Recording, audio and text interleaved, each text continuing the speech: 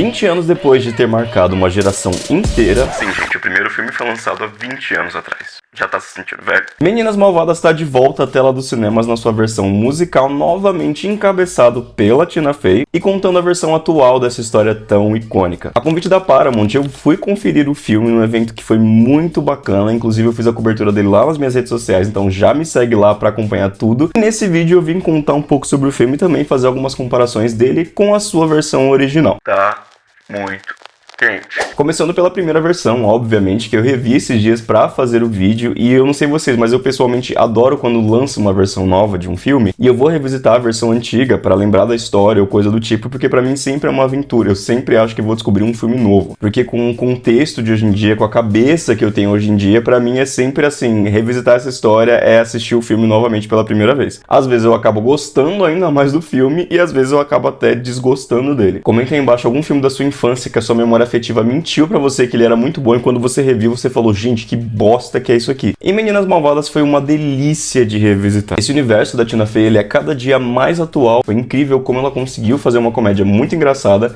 com muita identidade, tanto que até hoje é referenciada e já foi inspiração para vários outros filmes que saíram depois, e tem uma mensagem que é cada dia mais atual e necessária. Inclusive eu convido quem nunca assistiu Meninas Malvadas a dar uma chance, porque o sucesso do filme realmente não é à toa. O monólogo da Cade no final do filme, onde ela percebe que chamar alguém de feio não te torna mais bonito, e como ficar falando mal de alguém só expõe a nossa própria infelicidade. É daquelas lições que são muito simples, aquelas lições de moral que a gente aprende quando é criança, mas por algum motivo sempre precisa ser relembrado do porquê ela é importante e porque a gente tá sempre repetindo esses mesmos feitos, né? Isso se intensifica ainda mais no mundo das mulheres e muito mais hoje em dia com a expansão das redes sociais.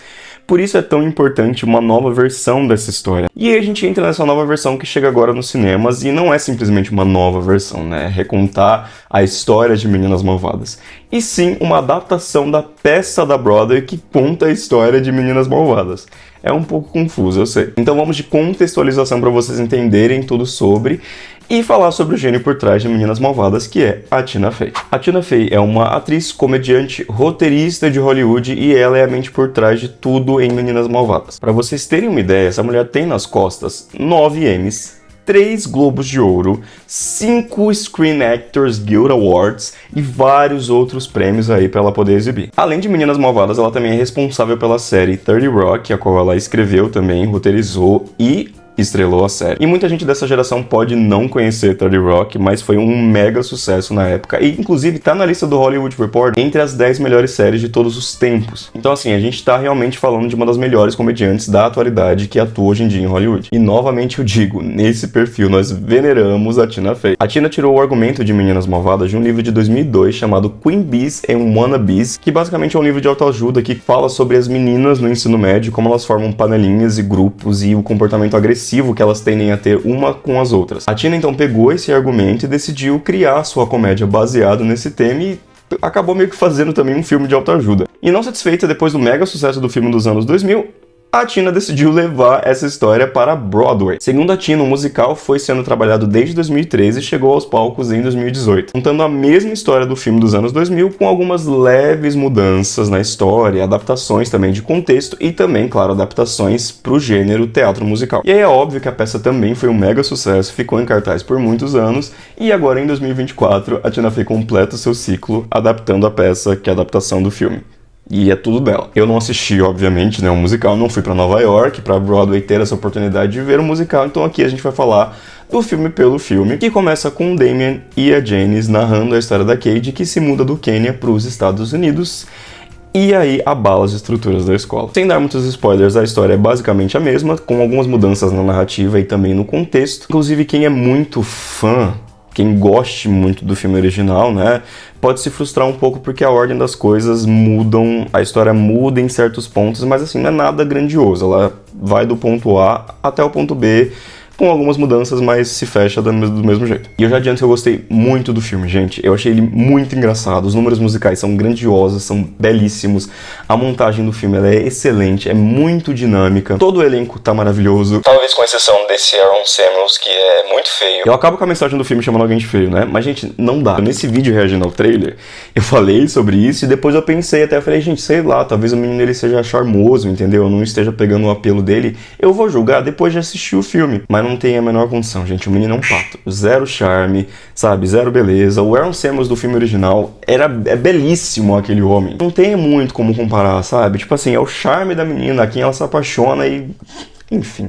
Não vamos entrar nesse mérito, tá bom? Até porque eu deixei o Aaron Samuels de lado enquanto eu assisti o filme, porque eu entendi que o verdadeiro galã e o foco principal do filme, até mais do que o filme dos anos 2000, inclusive, é a Regina George, da Rainer Rapp. Não sei se é esse jeito que fala o nome da mulher, eu esqueci de pesquisar, me perdoe se estiver errado. Gente, sinceramente, eu ainda tô tentando encontrar palavras. Essa mulher, ela alterou a química do meu cérebro. Eu que sou um grande viadinho, fiquei com um absurdo nessa mulher. Ela é fantástica, ela é belíssima, ela é intimidadora, ela é a Regina George perfeita. Ela não tenta imitar a Rachel McAdams, o que eu achei maravilhoso também. As duas versões da personagem são fenomenais de maneiras diferentes, o que foi incrível. E não só pra mim, nas palavras da própria Tina Fey sobre a Rainer Rapp, seu rosto é deslumbrante, mas ela também é intimidadora quando precisa ser. Acho que ela foi feita pra tela. Ela é tão poderosa, ao mesmo tempo que tem as habilidades vocais e de movimento legítimas pra uma estrela da Broadway. Portanto, você realmente está obtendo o melhor de tudo. E ela sintetizou muito bem tudo que essa mulher é. Ela é completa. Ela, inclusive, também foi a Regina George na Broadway. Então, a experiência dela com essa personagem é muito completa. Você vê que ela se sente muito confortável na pele dessa personagem. Isso nas telas compensa maravilhosamente bem. E não só ela, como a Tina Fey também tá de volta pra interpretar a mesma personagem no filme, que é a professora. E também o Tim Meadows está reprisando o papel do diretor Duval. Precisei da minha colinha aqui. Inclusive, esses dois personagens, do Tim e da Tina, eles fecham as pontas de uma coisa do filme original que ficou em aberto desses personagens, que eu achei tão fofo. Isso acontece não só com eles, mas com outros personagens também, então achei um detalhe muito legal que eles se esforçaram de preencher algumas lacunas que ficaram em aberto. Então essa história, ela não só se repete, como ela se complementa, o que é muito legal pra quem é fã do filme original. Mas aí, então, falando da história, a gente entra em pontos desse filme que eu não gostei tanto, e talvez a história seja o principal deles. Porque a história aqui, acho que ela não funciona tão bem sozinha. Eu sinto que esse filme meio que age como um complemento do filme original, sabe? Ele meio que assume que você que tá indo ver ele já assistiu o filme original e não vai se perder no decorrer da história e no desenvolvimento dos personagens, o que eu pessoalmente acho que é um erro, porque eu tenho quase certeza que muitas pessoas vão ter o primeiro contato com Meninas Malvadas a partir desse filme de 2024. Porque alguns personagens sofrem um problema de desenvolvimento nessa versão do filme, e pra mim a principal vítima nele aqui é a personagem da Cade. E aí, pra falar dela, eu entro em alguns spoilers da história do filme, então estejam avisados quem não conhece nada, porque a transição da Cade de menina boazinha pra menina malvada, né, pra uma poderosa, uma nova versão da Regina George, a nova abelha rainha, é muito brusca. Ela é meio rasa e ela fica meio em segundo plano ali. A gente não tem aquele gostinho de acompanhar a transição dela, né? Ela se tornando essa versão malvada. O que faz a mensagem do filme, que é tão forte, meio que se perder, ficar meio que ali no limbo, ou ser passada para outros personagens também, ser meio que diluída ali, não só na Cade, como em todos os outros, talvez. A Regina, por exemplo, ela tem muito mais desenvolvimento do que no filme anterior, então eu acho que nesse filme eles decidiram trocar o foco do protagonismo da Cade pra Regina, talvez porque a personagem foi se popularizando muito mais na cultura pop durante os anos, né? Então provavelmente essa mudança funcione muito mais para várias pessoas,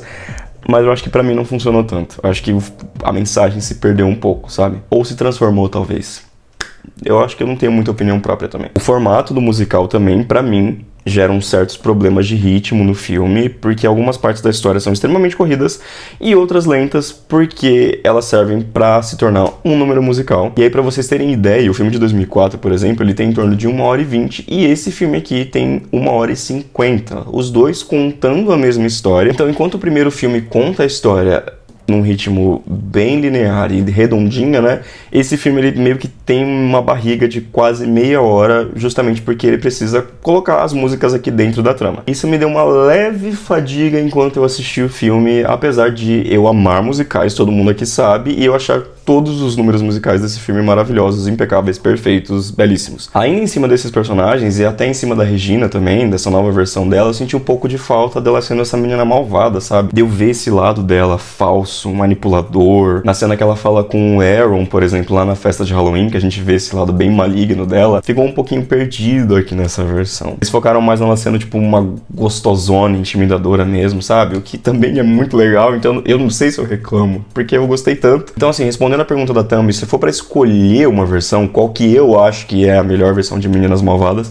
eu acho que eu ainda assim escolheria o primeiro filme. Eu acho que ele é mais completo, ele é mais redondo, mas isso também não diminui em nada a genialidade e a originalidade dessa nova versão, que é muito legal e muito divertida. Complementa muita coisa, atualiza muita coisa. Novamente, como eu disse, é muito, muito divertida, muito engraçada. Eu dei umas gargalhadas enormes durante o filme. Então, ele diverte, ele encanta e ele com certeza vai marcar gerações, igualzinho o primeiro filme marcou a geração dos anos 2000. Falando sobre bilheteria, o filme teve um orçamento de 36 milhões de dólares e a previsão de estreia dele é de 30 milhões de dólares só no mercado doméstico, ou seja, somente nos Estados Unidos na estreia, né? Para se pagar o filme precisa arrecadar em torno de 90 a 100 milhões de dólares e com uma abertura dessa é bem capaz que o filme consiga esse feito e se torne então um lucro para Paramount. Novamente, Meninas Malvadas será um lucro de bilheteria até então, já que o boca a boca do filme tá funcionando muito bem e ele inclusive abriu com 77% de aprovação da crítica no Rotten Tomatoes, o que é uma ótima nota. Comenta aí embaixo se você vai assistir ao novo Meninas Malvadas no cinema.